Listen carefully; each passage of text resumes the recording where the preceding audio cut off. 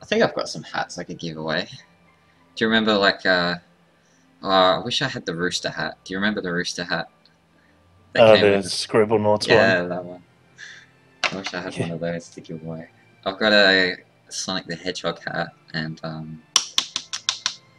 There's some squid ones floating around. oh yeah, They'd be I good. kind of want one.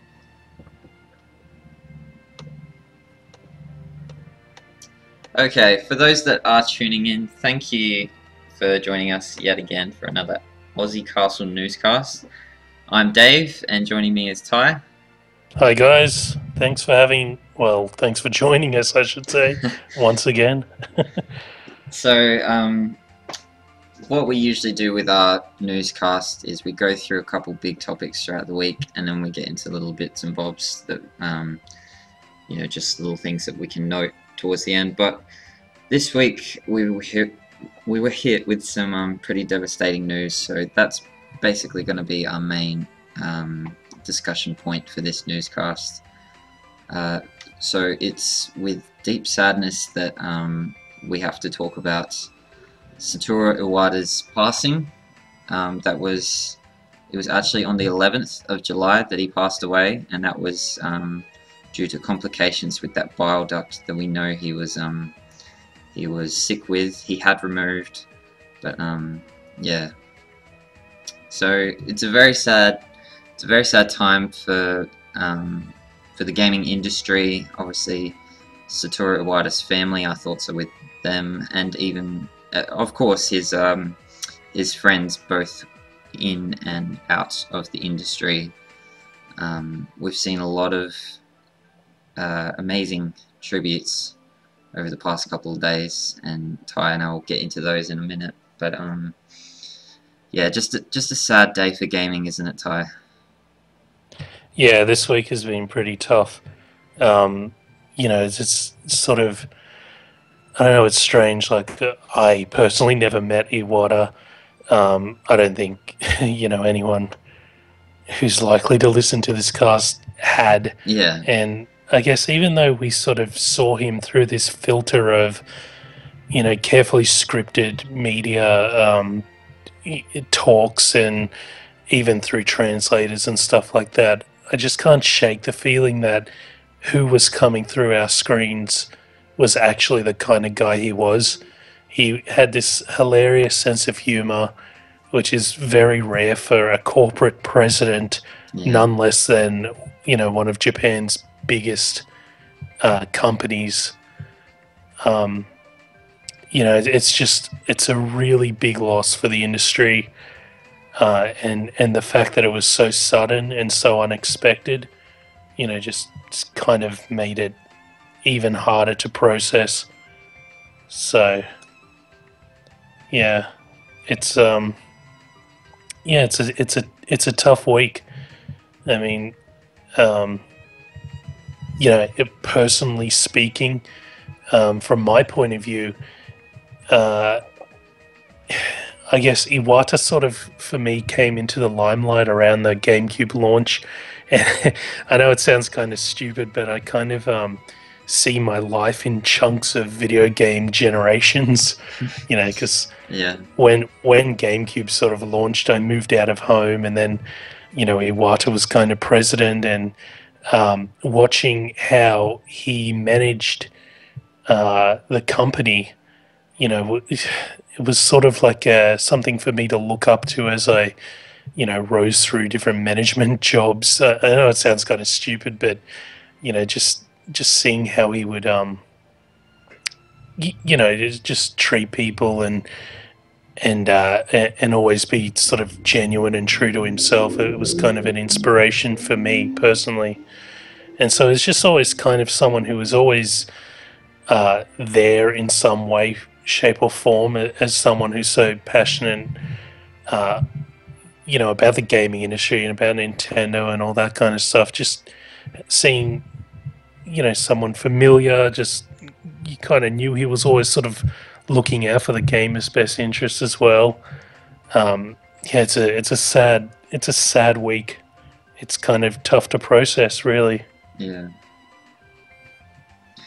For me personally, didn't really know of Iwata too much until recent years when I think like in recent years he did really become this cool president that like you said is very rare to find in any video company level, well, any company really, not just video game companies, but he had this presence about him. He seemed like a very humble gentleman, and it, like you said, even though it's scripted, all those Nintendo Directs, it's just sad to think that we're not going to see him come onto our screen anymore and deliver news directly to us.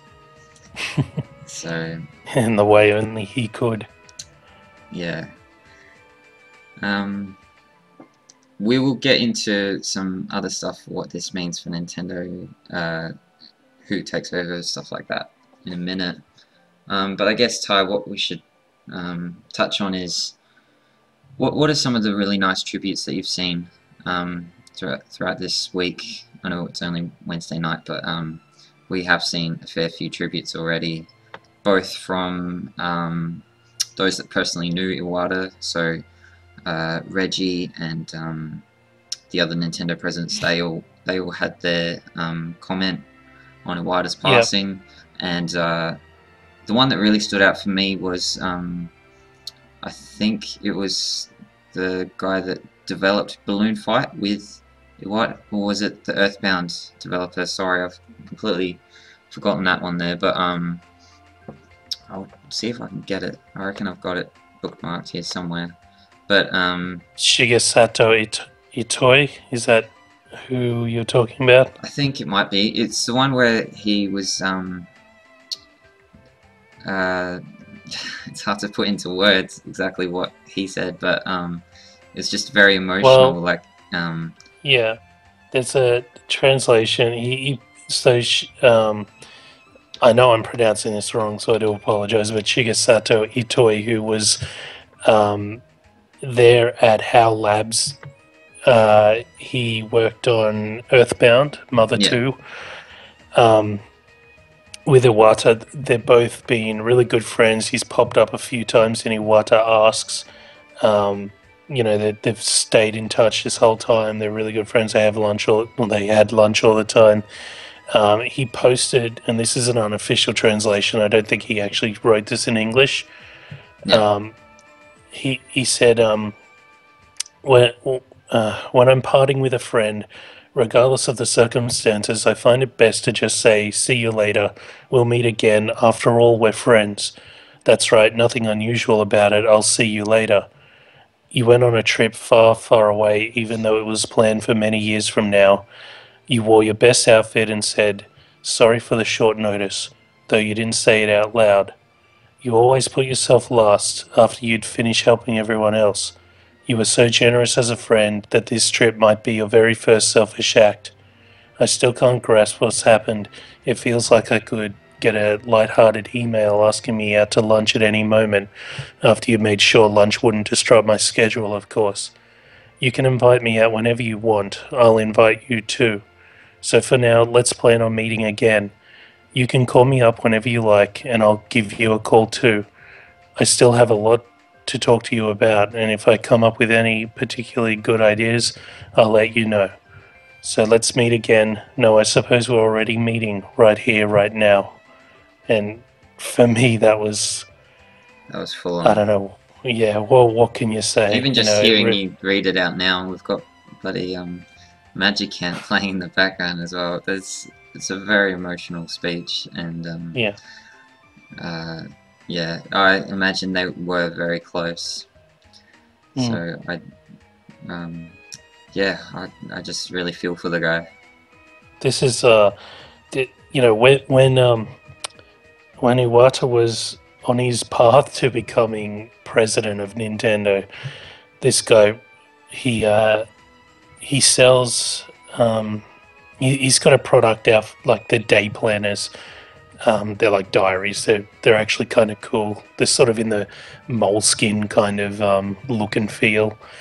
Anyway, he wanted to launch a website, so he gave Iwata a call, and and Iwata ran over there and set up this website for him in like a matter of days, and became these unofficial, well, official, I guess, IT manager. And so it was funny reading they had a little discussion together, and he mentioned to Iwata, look, you don't have to come around and check the computers every day, but I never fired you, so you should probably drop in once in a while. You know. Oh, that's funny. Um, Speaking of just Iwata as a developer or programmer, like that sort of stuff was that was very unheard of for me, and I'm sure a lot of others. Like, I didn't know that he'd risen from a developer. I just knew him as the Nintendo president one day. Yeah. And maybe that's a bit of my own fault there for not really looking into who's this guy that I look up to. It's just, just expecting he deserved to be there, and he did deserve to be there. Some of his contributions. So we'll just go through some of them. Balloon Flight I think that was one of the earliest ones that. Did he develop that with somebody else? He was a programmer. So yep. he wrote the code. And Miyamoto I think it was Miyamoto, used that very same code for what was it? Super Mario Brothers. Super Mario Brothers. I saw that you posted that, Ty. Sorry, I stole that from. So the swimming levels, the underwater levels in Mario, how you have to keep tapping the A button to keep him swimming, that's taken directly from Balloon Fight. Yeah, so that's kind of cool. It is very cool, and obviously a very talented programmer for Miyamoto to use his programming. I mean, Miyamoto is sort of one that I don't think he takes too many things from other people, does he? Or if he does, you don't hear about it. Anyway. Yeah, you don't hear about it. Yeah, so... But anyway, other things, as we mentioned, Earthbound, or Mother 2, Iwata developed. Have I got that right? Or is it programmed again? So... It's an interesting story as well. The game was in development hell. HAL Labs were like going under. Mother 2 was just it was just a crap state of affairs, and because Iwata was friends with a toy, and he came from the HAL Labs, studio. Yep. Iwata was like a just some corporate guy in Nintendo at this point. He was like a program manager or something like that. Okay. Yep.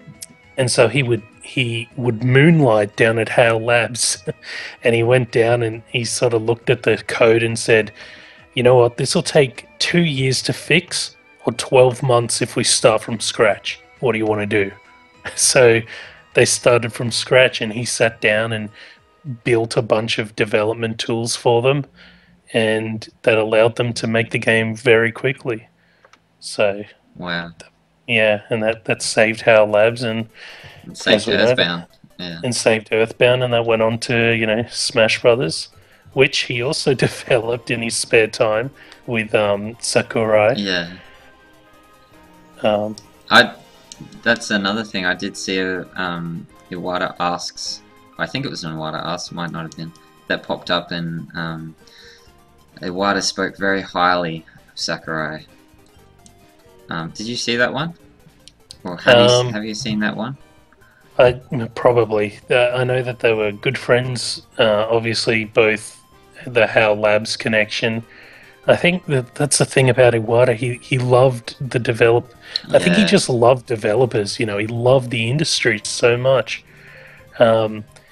A cool thing about Super Smash Bros. Melee that was coming out on GameCube, it was going to be delayed even longer, if you can believe that, because the code was so buggy. And Iwata he was president, I think, at this time. He went down to HAL Labs, sat down at a console, and fixed bug by himself.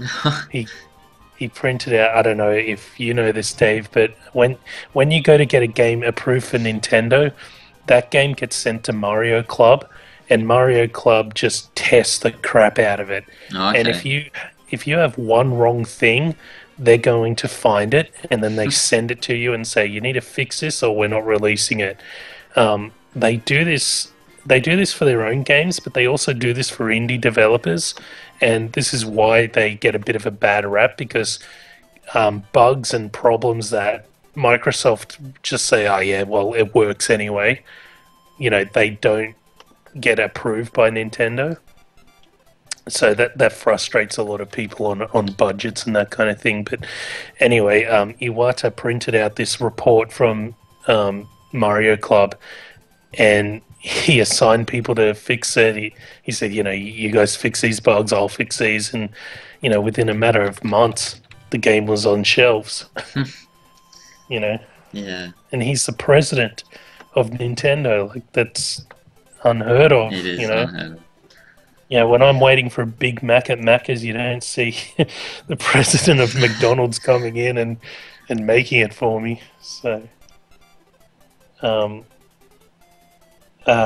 don't. Another cool tidbit he did was with the Pokemon games. Yeah. He, one anecdote was that the Pokemon Gold and Silver weren't quite finished yet, but they ran out of space on the Game Boy Color cartridges, and he just took a weekend or a week or something, and he compressed the entire code down so much so that not only could they finish the game, but they could put the Kanto region or another entire half onto the cartridge. So it's just a shame that Game Freak kind of rushed Kanto in the end, but it still goes down as one of the best Pokemon games purely because it had two regions. There was just that much in the game. And well, I suppose they were sort of getting to the end and they figured, well, oh crap, well, we've still got half a cartridge to fill up. What do we put in there? Well, I heard from that same thing that he compressed it that much that it only took up a quarter of the cartridge. Really? Before they added Kanto, obviously, but yeah, only down to a quarter. They'd run out of space. That's insane to think about. And he also took the entire battle system from the Pokemon games and ported it over to the Nintendo 64 for Pokemon Stadium. Which eventually turned into Pokemon Stadium. Of course, there was a Pokemon Stadium in Japan before there was. So our Pokemon Stadium 1 was Pokemon Stadium 2. So this would apply to the original game. So, I mean, he's just kind of the guy. In fact, one of my favorite quotes from him, he said, I like flying down with an umbrella to where people seem lost, just like how it was with the Earthbound project. He's just that kind of guy. If he sees a problem, he fixes it, and he'll help you through it.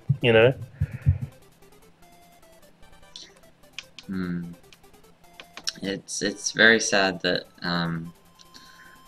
he's no longer with us. What else did you want to touch on, Ty? Before we get into, I guess, what this means for Nintendo, who's looking to take over and stuff like that. Is there anything else you wanted to say? Yeah, the only other thing I would be remiss to not mention is that what Iwata's biggest legacy, as far as I'm concerned, is to the gaming industry is that he fought when nobody else gave a crap. Yeah. He fought to expand the population of gamers, and that's a huge thing. Like, he saw that the only people buying games was people listening to this podcast. Just you and me. We'll buy a console because we buy consoles. That's what we do. To get our parents, our grandparents, our uncles and aunties and, to get the average Joe to go out and buy a console, not because it has a DVD player attached, but because it's a game machine, you know, that is, I think, his greatest legacy to the gaming industry.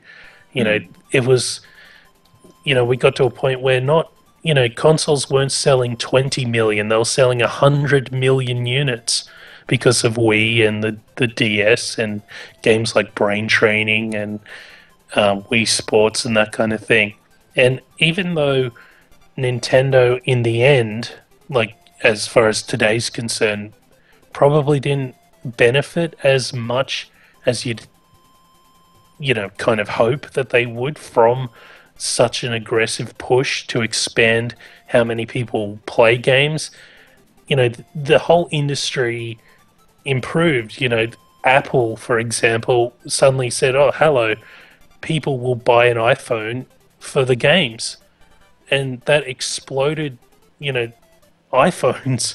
Now everybody's running around with a smartphone because Nintendo showed the world that you can play a game and you don't have to be a 14-year-old, kid who's locked in his dungeon playing some console. You can be anyone. It can be cool and perfectly socially acceptable to play a video game.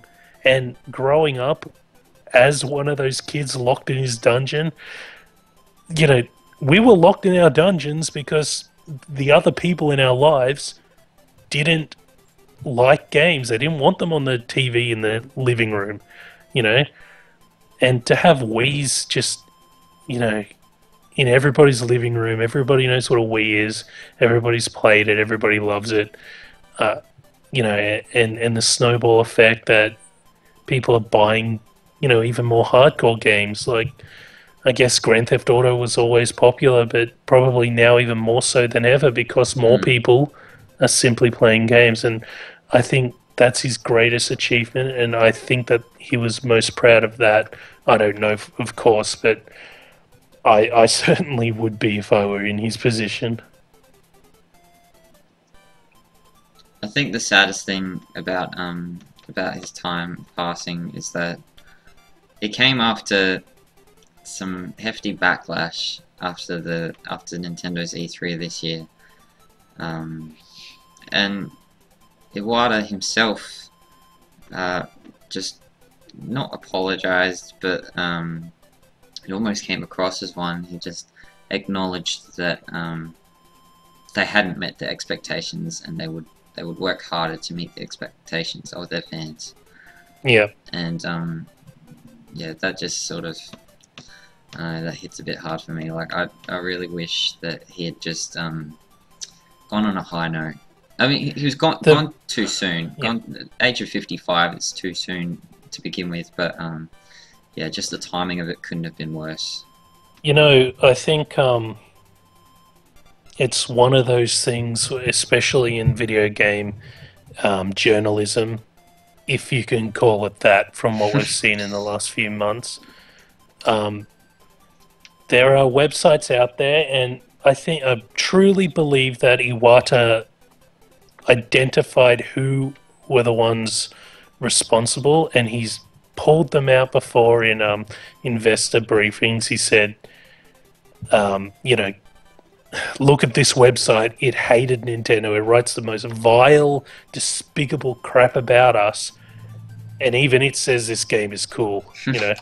So I think he got a kick from that kind of stuff. But I think that a lot of those in the media who write a lot of the stuff, not just about Nintendo, but Nintendo seems to be the whipping boy or the schoolyard bully, the schoolyard nerd that gets bullied, I suppose. Yeah. But these journalists forget the people who are behind these decisions. Nintendo wasn't trying to be an asshole. Reggie and Iwata didn't sit around a cool room, like a table somewhere, and say, you know what, let's just hate the fans this year and not give them a Metroid. Yeah, that'll learn them.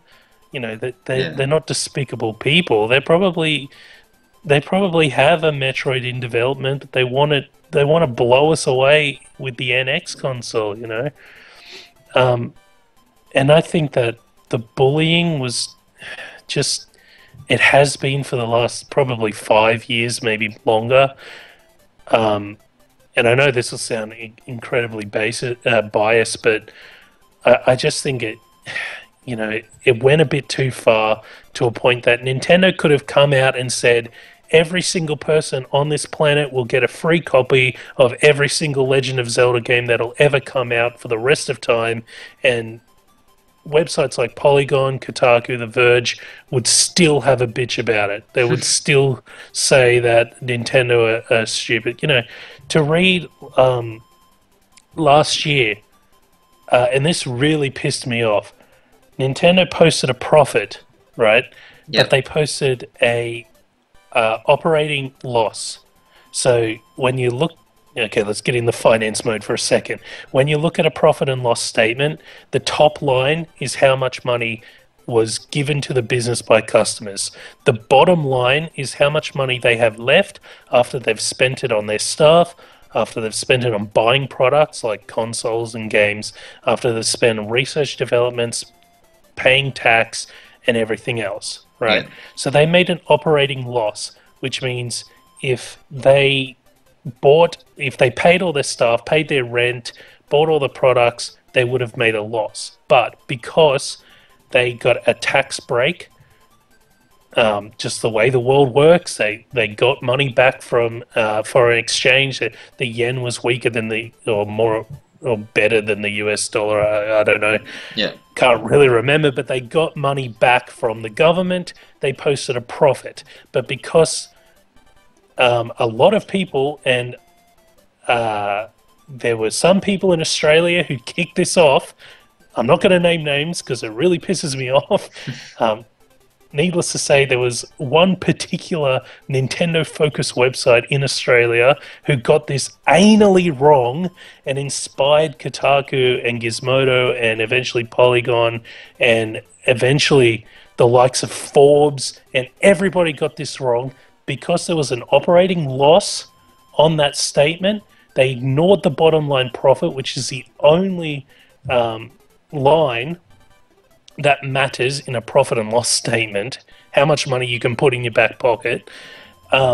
Everybody slammed Nintendo and then turned around and said Iwata needs to quit. He sucks at what he does. He does not have any idea how to make money. He doesn't know what he's doing. We should demand that he retires. I believe one particular outlet, I'm not going to say who, submitted a question that got read out in the investor briefings that said, gee, Iwata, don't you think it's time that you stood aside? And Iwata had to defend himself in front of his investors, who aren't, by the way, customers. They're not you and me. I'm not putting up $4 million to buy 10 shares in Nintendo. These are huge banks with nothing but money. Their product is money. They don't care. All they want is a little bit of profit at the end of the decade, He had to stand up there and say, I will do the best I can until the board of directors, until the investors say otherwise. And it was a sickening display, considering now that, we know he was battling cancer. I'm sure it was a long, hard, tough road for him. I'm sure he knew about it. I'm sure he kept it secret because of all his fans. A lot of them are younger kids, and the last thing he would ever want is somebody to feel upset because of something, because of something he's done or something about him. You know what I mean? Yeah, he's just not the kind of guy that would make excuses for himself. No. So, I just that episode. Sorry to go off on a tangent. No, you're cool. But I just think and now the poor guy, to even think that there are articles on the internet that have headlines like Iwata needs to go and this loss that didn't even exist was evidence that he couldn't run his company. Like, are you insane? Like, check your facts. Don't listen to idiots who run Nintendo fan sites who wouldn't have a single clue about corporate governance, much less how to read a profit and loss statement, And I think Iwata identified these sorts of problems, and one of the things he really tried to do was separate the investor briefings from the customer communication. And I admire him for that, because before Nintendo Direct, the only time we'd hear from Nintendo was in these investor briefings or press releases and that kind of stuff. So anyway, I think I've completely forgotten my point, other than to say I'm very angry for some reason. So let's move on. No, I get where you're coming from, and it is a bit sickening to just to even think about some of those headlines that we've seen. I mean, look, Nintendo have made some missteps. I think they even know that. They admit to it. But I'm not saying that any company is like a big glorious company. But for all these articles that these same outlets say about bullying and things like feminism and Gamergate and all this other crap, but then to the next day call for someone's head on a platter because of a financial result that does not affect you. You're not I'm pretty sure that the guys at Kotaku and Polygon do not invest in Nintendo. If they did, they probably would write anything good about them. And B, that you don't even understand, much less affect you. Like, just stop it. Just stop and think about the person behind who you're bitching about in the media,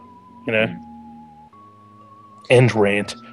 Yeah, no, fairly well said, Ty. I guess on that note, we will. I think it's worth discussing who takes over from here. A lot of those articles didn't suggest any alternatives; they just wanted Iwata to step down. Yeah. At least I didn't see any that were suggesting, legitimate alternatives.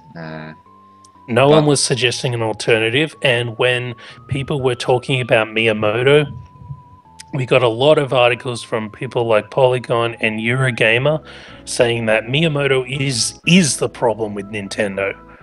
Apparently, making crappy games like Wii Sport that sold over 100 million copies is not a good enough thing. So anyway, right now the caretakers of Nintendo are Shigeru Miyamoto and Takeda. Takeda, sorry. I don't know if I can see Miyamoto running the company. Even if I could, I just feel like he's just better as a Nintendo developer. Like, do you really want to put someone in charge of? Because we just talked about all these amazing things that Iwata did when he first became president.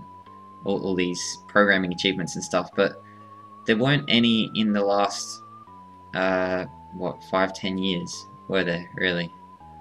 Because being the president of Nintendo, that's got to be a big pressure job. That there's not a lot of time for anything else.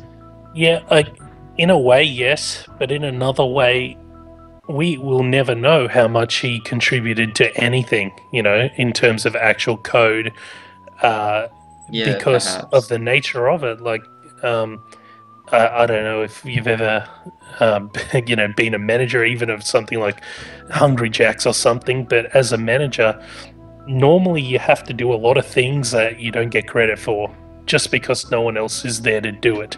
Yeah. So... who knows? I'm sure over the years we'll get some trickle-down things. But in terms of Miyamoto, now Iwata once said, he didn't say who he was talking about. I'll read you the quote. He said, "There are people who thought they weren't the manager type. They used to declare that they loved to make games so much so that they would like to make it their sole career. But they have changed. I've heard them say how fascinating..." Oh, by the way, just to premise this, he's talking about how he's moved developers into management roles. Okay. Yeah. I've heard them say how fascinating it was to teach others and watch them grow. It's a potential they already had. It's just that they didn't realize it. When you help others find that potential, you see people bloom in such a way you have never expected. Now, Miyamoto is one of those people who say they're not the manager type. They want to just focus on games.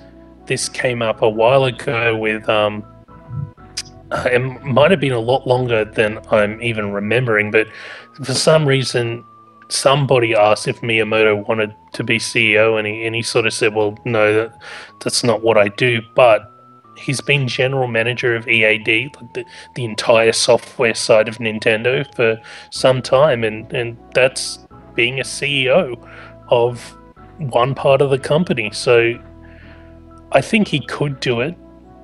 I'm not sure he necessarily wants to. He's probably at that point where he might want to retire in a few years, whereas a CEO needs a couple of decades worth of vision. You know what I mean? And that was probably one of the reasons Yamauchi appointed Iwata, because he was so young. He had his mind switched on. He knew the company. He's a guy who could run it for decades to come. Sadly, didn't pan out that way. Excuse me. So I don't think it's whether he could do it. I think he could. I just doubt he would want to. Well, let me pose the question to you, Ty, just quickly. Yeah. Is there anyone else that you could see being the next CEO of Nintendo? Well, Genya Takeda is a good choice. 2 reasons. He was hired by Gunpei Yokoi way back in 1972. He was one of the longest serving employees. So when it comes to when you think, oh, what is Nintendo?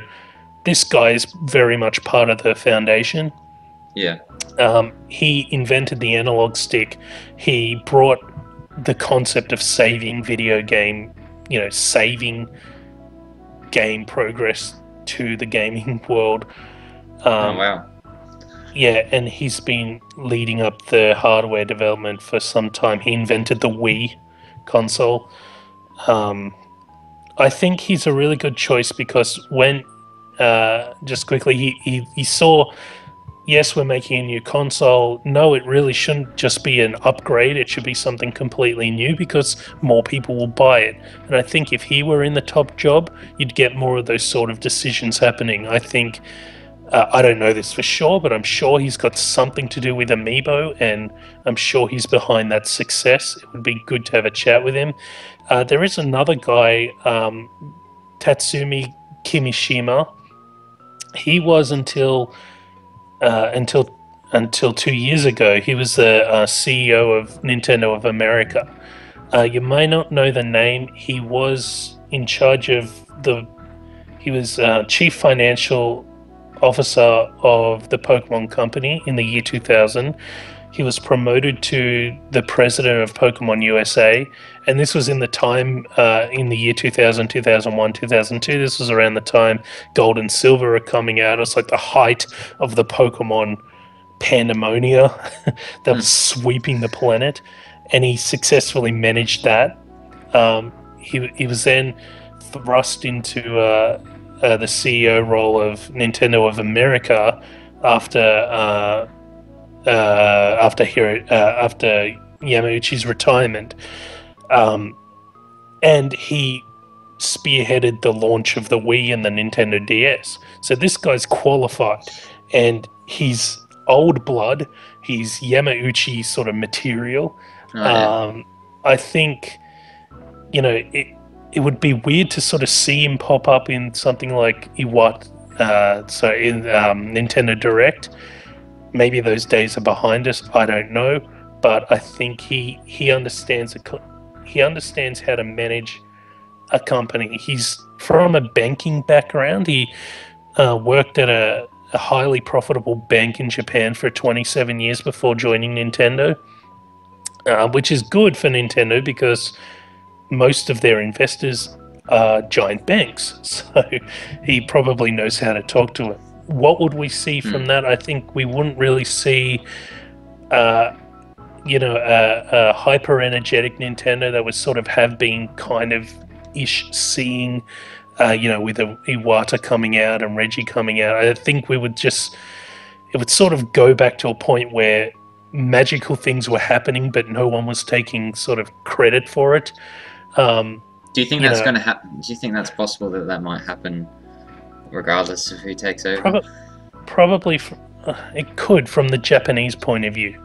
I mean, Japan, especially Kyoto, is a very conservative kind of, old world sort of city. The people there are very stuck in their ways, which is weird for a giant, company that's so focused on technology as part of their core business to be based there. It's possible that, but at the same time, when the Wii came out, we were hearing from people like Reggie all the time.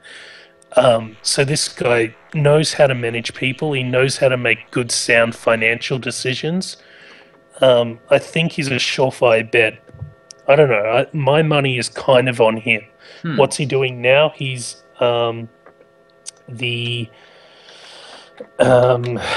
he's the managing director of Nintendo. So he's pretty much doing the legwork of being a CEO anyway, so he's kind of doing the job. You know what I mean? Yeah. My wild card here is Reggie. I think definitely Reggie will take over the Nintendo of America side. There's an outside chance that he'll be promoted to global president. It would be a big ask for him because there's a huge language and culture barrier to get through if that were to happen. That would be probably the biggest shake-up that Nintendo has ever had in its entire history. May or may not happen. It's a wild card, but I don't know. Do you have anyone in your list, Dave, that may or may not become CEO? No, I honestly don't have a list. I mean... Yeah, it's just hard to see. It's hard to even think about Iwata being replaced, and but the two names that you've mentioned, one's already basically caretaker with Miyamoto. Yeah, I could definitely see either of those. I don't think Reggie, but that's an interesting. I think it's interesting that Takeda and Miyamoto are sort of there at the moment. They're sort of two sides of the same coin. One's hardware, one's software. Together they are Nintendo. Together Nintendo runs because of them, So sorry, excuse me. To put them up there as representative directors. Could they both be co-presidents and just continue running it together from here out? I think that would be the fanboy dream, but I don't know if that would necessarily work. There is an element here, and that's actually a really great question, because Japanese businesses are different to the Western world business corporate sort of structure.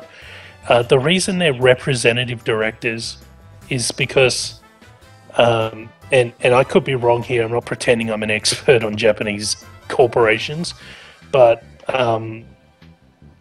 basically their job as representative directors are to report to the board of directors, and that's the highest role you can have in this sort of setup that Nintendo's chosen to run their company as. So in a way, if you're a representative director and not a CEO, that can happen. That would mean that you, in a way, outrank the CEO. If I'm correct, there's some genius will come in and say I'm completely wrong. But point being is that and they might have even been representative directors before Iwata passed away, and if that's the case, then their job hasn't really changed all that much. The only thing is that, the buck ends with Iwata. Now there's two guys bickering over little decisions. Um, I I don't know. I think it's going to be a tough call for the board of directors. A lot of them were handpicked by Iwata after Hiroshima. Sorry, not Hiroshima. Yamauchi. Yamauchi, yeah. Yeah, sorry. After he stepped down, Iwata sort of put new board of director people up there, people who actually knew how to develop games and that kind of stuff. It's going to be a tough decision, but they've got a huge amount of really talented folks there. So, I'm sure Nintendo's set up. Iwata left it poised and ready to become an even greater company than it already is. Remember, the quality of life business launching soon. The license business has taken off. Like, I don't know how much money they've made, but they're building theme parks now, so that's got to be a hefty investment. Amiibo, the NX consoles in development, and entering the mobile market, of course. The mobile market. Iwata built a new building to house the hardware and software team so they can work together. That's something. That. Yeah, funny thing about that, the site where he built that building, it's across the road from the Kyoto headquarters. There was a cafe there where Miyamoto and Iwata would sit down and talk about things like the Wii and the 3DS and stuff. Yeah. They bought that entire block, bulldozed everything, and built this giant building on it. That's terrible. Beforehand, the hardware team were up in I think the software team were up in Tokyo. So if they ever had to talk, it was like a big ass train trip to Kyoto. Yeah. So they're all like inside the same building. So I think the NX will be Nintendo's quintessential console. I think if they put someone like Kimishima up for the CEO, I think that it'll launch with great gusto, and I think Iwata has really left the place in good hands. But it's just so sad that that he's moved on to hopefully a better place. One quick thing, I know we got to wrap this up pretty quickly, but one quick thing I will say is that in Japan, there's a 49-day mourning period. I don't know if Iwata prescribed to any religion. There's two basic. There's like the Buddhist religion and the Shinto religion. Most of the Japanese people follow the Buddhist funeral process, and that dictates that there's a 47 day mourning period. And what this means is that if anything does have to happen, like obviously they need to elect a new CEO, I think it would. Yeah, I think it's socially unacceptable to sort of do that right away. Yeah, definitely. But those who, if you want to read up about the funeral process, what happens to the soul after a Japanese person passes away, they basically the family pray for their soul to pass through the river of the three crossings, and depending on how good the sins that the person's committed, they'll either have an easy time or a hard time crossing this river onto the next world. I think Iwata's already through the gates and is living it up in the next life, probably debugging it for the rest of us. But the way it works is that every 7 days, so on Friday, so 7 days after his death, which will be Friday, is a funeral. Every 7 days until I think it's 49 or 47. Apologies if I'm wrong.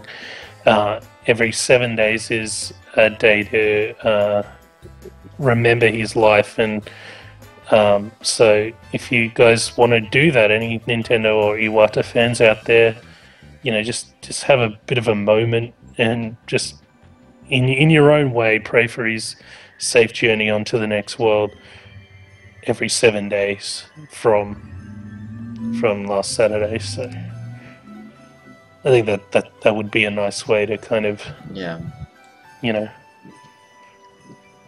to kind of do it. All right, Ty. I think we have gone for a fair while. It's very easy to just talk about Iwata.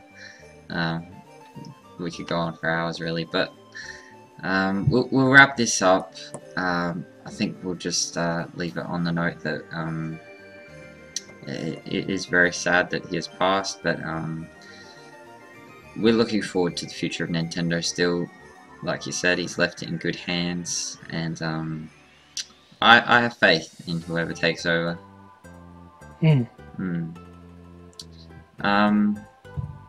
Just on what you said about people wanting to sort of show their respects to Iwata with the what was it, the funeral mourning every 7 days, or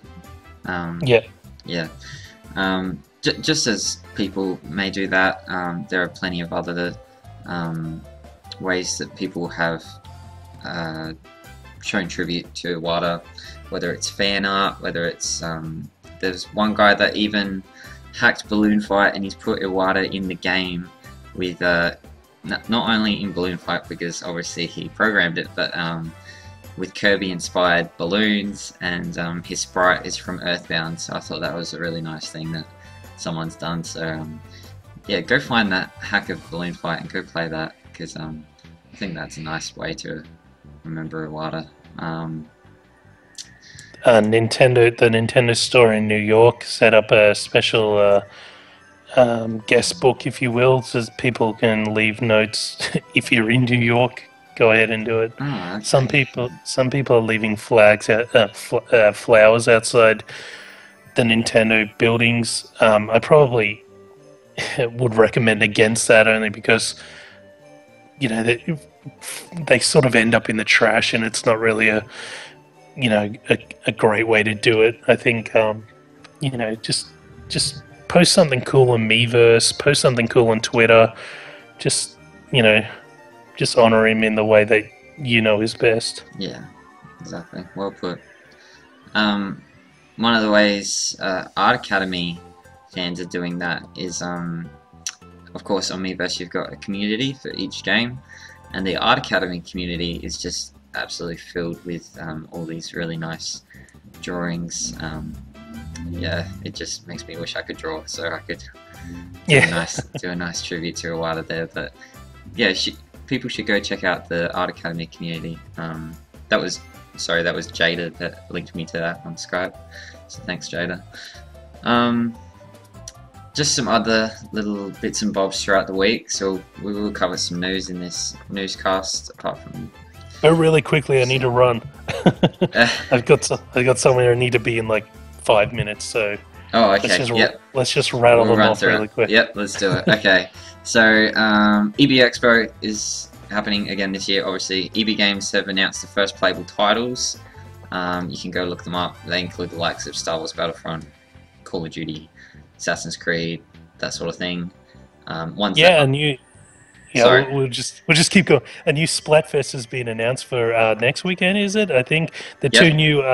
this weekend. This weekend, sorry. The two new suggestions are: is it better to eat or better to sleep? Let's hope that we get a bit more of a mixed answer pool this time around. Yeah, it was Don't all choose sleep, okay? It was very one-sided last round. Yep. Rock versus Pop. What else have we got? Devil's Kickstarter. Third is actually being published by Nintendo of America. They have confirmed in a tweet, and I'm sure they put a proper announcement as well. But moral of the story is: do not believe everything you read on the internet. Stick to another Castle and Aussie Gamer for all your gaming needs. Although we did retweet that it may not be published, but anyway. Oh well, then stick to Aussie Gamer. Okay. Other news: Rodea. We had an argument about this. Yeah, before we did. We went live. Rodea the Sky Soldier is releasing in Europe October 16. I assume that Australia date is not very far from that. Might even just be a day later. Those picking up the Wii U version will also get the Wii version package with the game. Yeah. The Wii version never actually came out, so that's kind of cool that that's happening. Yeah. For those that don't know, and I promised Dave I would do this, my special reading of the press release. Oh yeah, here we go. 1,000 years ago, Emperor Garuda of the Naga Empire sent an army of machine soldiers to invade the Sky Kingdom of Garuda. Thanks to its efforts and Princess Celia and Rhodea, a machine soldier who promised to protect Garuda, Emperor Garuda's assault was thwarted. In present day, a spirited inventor named Ion discovers an abandoned robot that has fallen into disrepair in the heart of a scorching desert. Upon completing her repairs, the robot stirs to life and reveals itself to be none other than Rhodea. Stunned to find himself in the future, Rhodea... Is it a her or a she? Him. Him or her, anyway. Learns that the Naga Empire is no more, and that Garuda has known peace for 1,000 years, but this peace was not meant to last. For the forces of Naga have returned to wage war against the Garuda. Remembering the promise he made 1,000 years ago, Rhodea takes to the skies to defend Garuda from the Naga Empire once again. Cool. In other news, there's 2 Kickstarters you should be aware of. The first one is Dave. No, go. I'm throwing to you because I've forgotten. Oh, Shenmue 3. Yeah, that Kickstarter is ending in 2 days, so if you do plan to back that, you better back it now before you forget. And you've got a few hours left to back Irma Noon's Songs of Zelda, A Link to the Celts. It's kind of Zelda songs rearranged as Celtic folk music. Check it out. We'll send a link somewhere. Yep, and the last little piece of news, which is a bit of an odd thing, is that Konami have removed Hideo Kojima's name from the actual cover of Metal Gear Solid 5: The Phantom Pain. I mean, we're all aware of what's going on with Konami, and well, actually, we're not in the loop of exactly. We're not exactly aware of what's happening, but it's obviously something big enough that Kojima is basically at the door at this point. And but it's still really weird to see his name removed from the cover because Metal Gear Solid is like his baby. So yeah, unless he just really hates the game at this point. Yeah, it's possible he may distance himself from the game after release if he's not happy with it. Which is what I'm expecting, actually. And to play devil's advocate on Konami's side, maybe they just said, "Hey, we might sell more copies if his name isn't on there." I don't know. How can you sell more copies just because it's... Okay, anyway, so that's all our little bits and bobs for the week. Thank you for listening. Anyone that did tune in for our AC newscast will be back again sometime next week. Anything you want to say, Ty, to that one YouTube commenter? The YouTube commenter. Quick, someone send me the link. I've lost the... Damn it, I closed it. Quick. I need to do this before I go. Where are you? He said I was wrong about something, and the record must be set straight. Just talk amongst yourselves while I find this.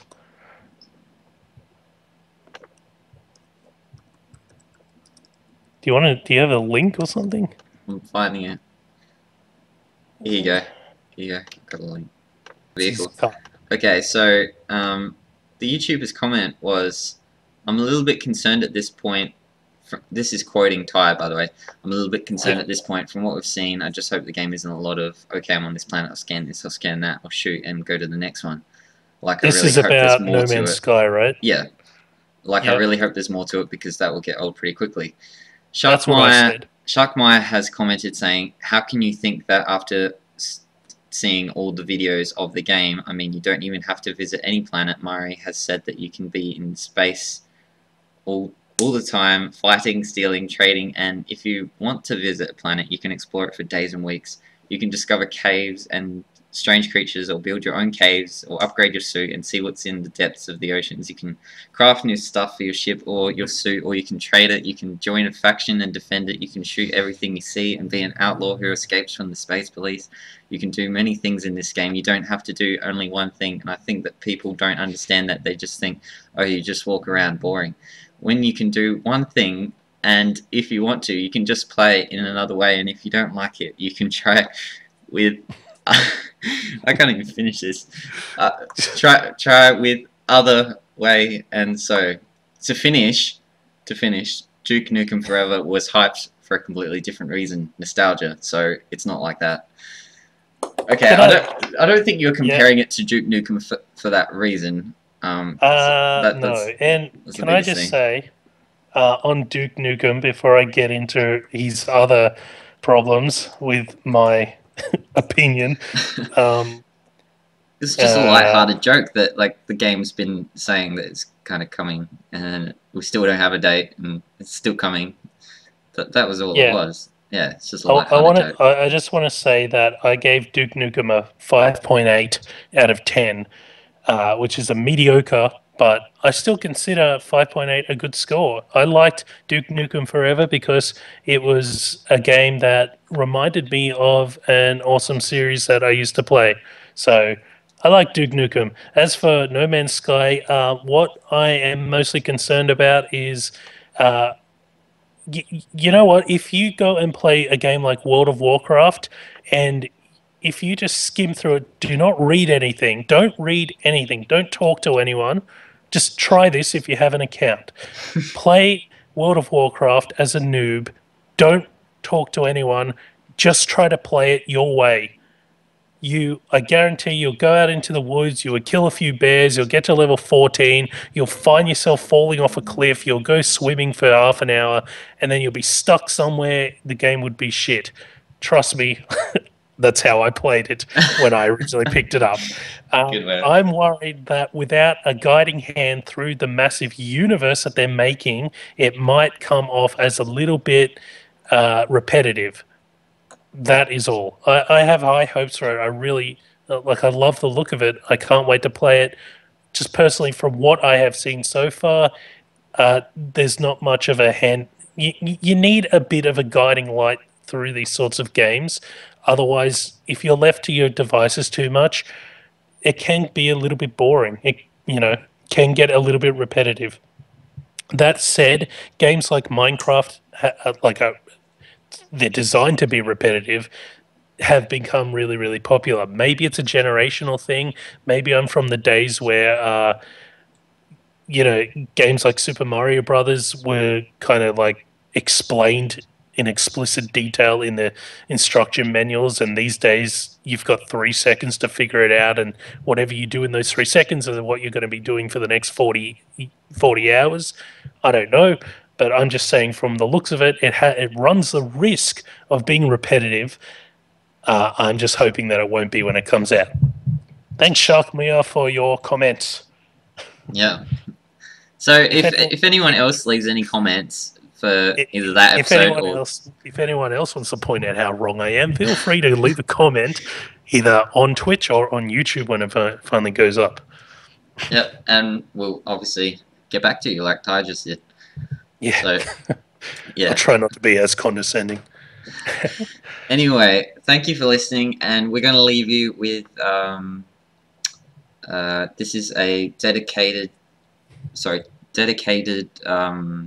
remix to Satoru Iwata from Chip Tanaka, and Chip Tanaka was the original composer of Balloon Fight, and he performs chip tunes out there, so go check out his stuff. It's really cool. Alright, no worries. Thanks, guys. Thanks for listening. See you next time.